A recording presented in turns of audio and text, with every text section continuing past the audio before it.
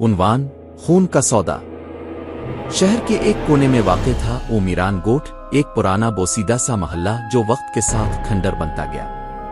पुरानी हवेलियां, झाड़ियों से एक गलियां और नीम मुर्दा दरख्त। इस खामोशी में जो चीखें छपी थीं उन्हें सिर्फ वही सुन सकता था जिसका दिल सच में कमजोर ना हो। इसी मीरान गोठ के इख्तिताम पर एक ऐसी हवेली थी जो बीबी सुर्ख जोड़ा वाली ऊ के नाम से मशहूर थी।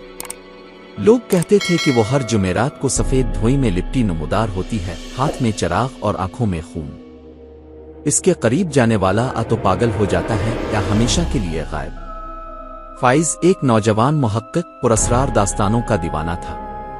वो उन कहानियों को सिर्फ सच जांचने नहीं जाता था बल्कि वो उन्हें जीता था। जब इसे बीबी सुर्ख जोड़ा वाली की कहानी मिली तो उसका दिल बेकरार हो गया।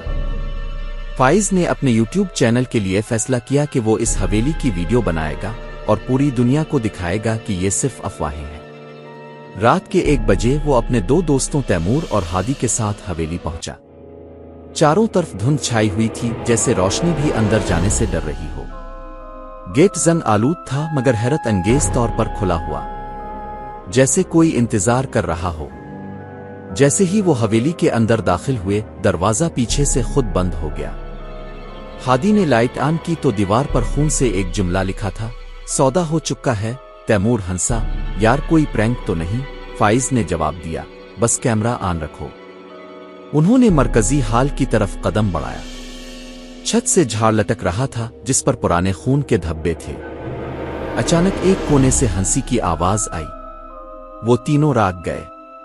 हादी की सांस तेज हो गई। एक साया सीढ़ियों से नीचे आ रहा था, सुर्ख जूड़े में लिपटी एक औरत जिसकी आंखें जैसे जल रही हो। फाइज ने कैमरा इस पर किया मगर कैमरा बंद हो गया।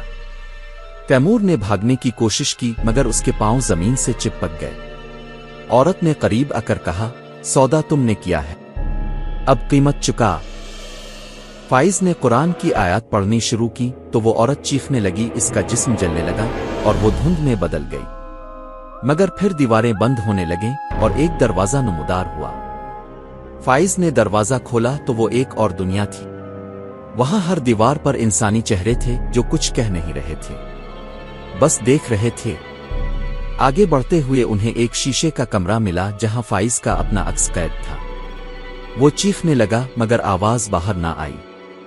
एक साया नमूदार हुआ जो उसके काम में बोला, सौदा सिर्फ जिस्म का नहीं रूह का भी होता है। तैमूर और हादी गायब हो चुके थे, अब सिर्फ फाइज बचा था।